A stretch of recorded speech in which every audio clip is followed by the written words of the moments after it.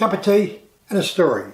So I thought I'd tell you about some of my mistakes that I've made over the years. And I've made, just like everybody, I've made some big ones, I've made some small ones. But I'll tell you some of the big ones. The first big mistake was during my apprenticeship, the firm used to make extension tables where they used to pull the table apart, the leaf come up out of the centre and you push the table together. And it had dowels that aligned, the one dowels they were pinned, they had pins that aligned everything to make sure everything comes up, veneers match up. And they always put them in last after everything polished. I had the job of drilling all the holes for the pins for the tabletop. So I stuffed them up. I didn't have them hard back to the end of the jig when I drilled them. So everything was polished, and they put the pins in and I pushed the tables together. One leaf had up about 1/16 of an inch, a bit more on every one of them. Mate, they had to have meetings about them. In the end, they scrapped them all. They scrapped the whole 25 tabletops. But they said they patch-up job in their tables, I said. Made me feel about this big, by the way. I survived that, my apprenticeship, and I didn't do many more big mistakes like that. They're the biggest I've ever done. Another mistake I made when I went out by myself in my own factory. One of the first jobs I had to do with a big laundry. I did all the laundry cupboards and the tops and I went in there, I measured all up and I made all the laundry cupboards and I put them in and I finished the job. And the lady of the house came in and goes, "Where'd the washing machine go?" I totally forgot about it. I didn't leave a hole for the washing machine. Damn.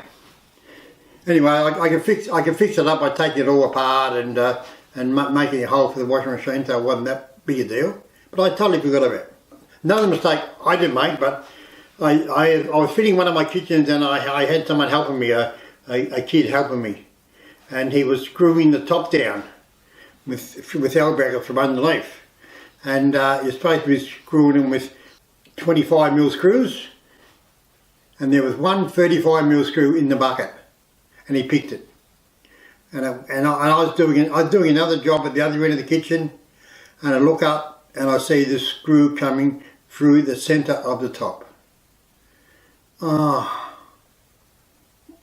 Once the screw goes through the top, it's stuffed. You got to get a brand new laminate top.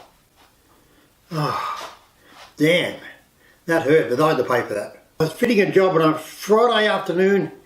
I was tired, I was getting late, I'd finished the kitchen. All I had to do was fit the laundry cupboard back to the wall. That's all I had to do.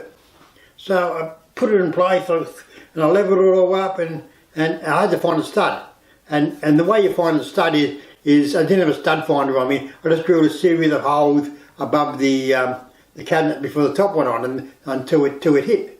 And I bang bang on the wall. Yeah, that's a stud. And I drilled it and I put a screw in. And I hear.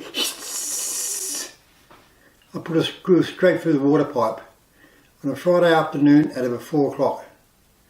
Oh, damn. So I had to take the cupboard out, cut the plaster out, turn the water off, like we couldn't get a plumber at the time, so I just turned the water off and I sealed the pipe up so it wouldn't leak anymore. And they got a plumber the next day and all the rigmarole and go fit the cabinet again. But I was hurrying. I couldn't be bothered going to get my stud finder. Story for today.